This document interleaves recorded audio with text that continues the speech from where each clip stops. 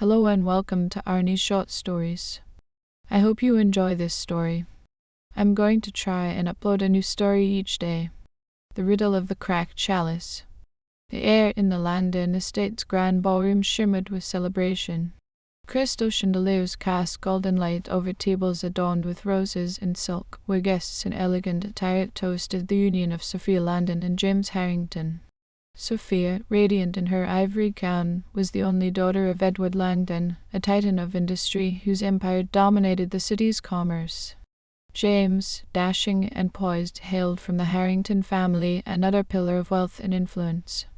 Their marriage was more than a vow, it was a merger poised to reshape the business landscape. As the clock struck 9, Edward Langdon rose, his silver hair gleaming under the lights. He held aloft the family chalice, a relic of hammered silver etched with vines, its history whispered through generations.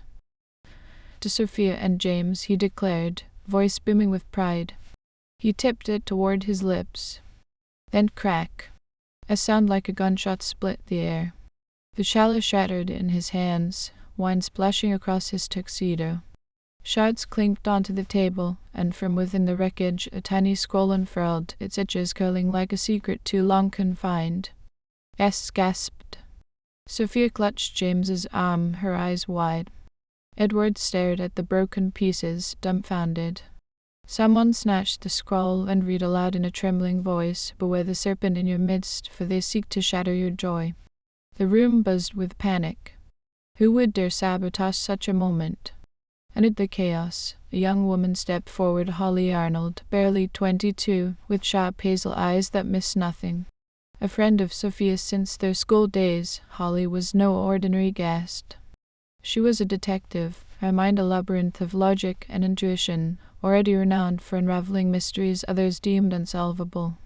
"Mr. Langdon," she said, her tone steady as she knelt by the table.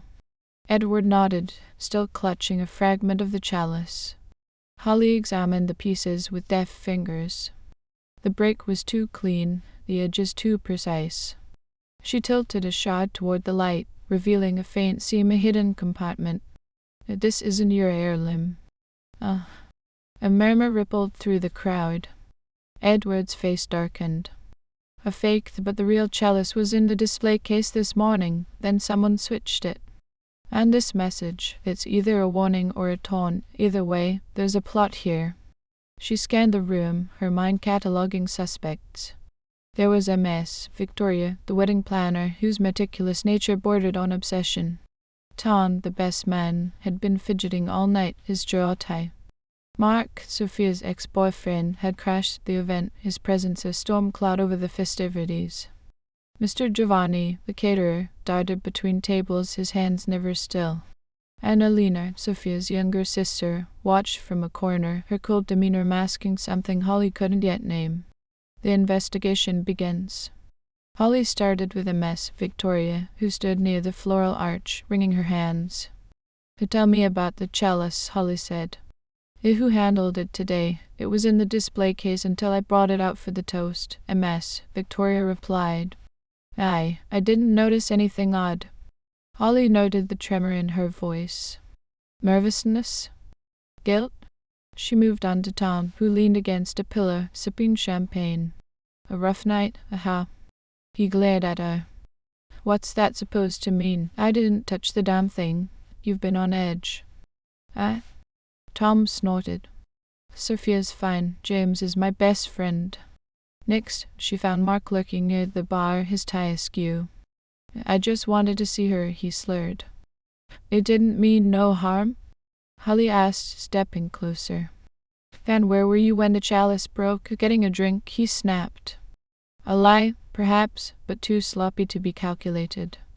Mr. Giovanni was harder to pin down, bustling about with trays. When Holly cornered him, he avoided her gaze. "I cook, I serve." "No time for chalices, but you were near it before the toast," she said. His shoulders stiffened a tell. "Finally, Lena." She sat poised, sipping water, her blonde hair a mirror of Sophia's. "Terrible, isn't it?" she said. "The poor father, you don't seem surprised." Lena smiled thinly. Russia's richest forest could not match the chill in that smile. but I'm good at hiding things.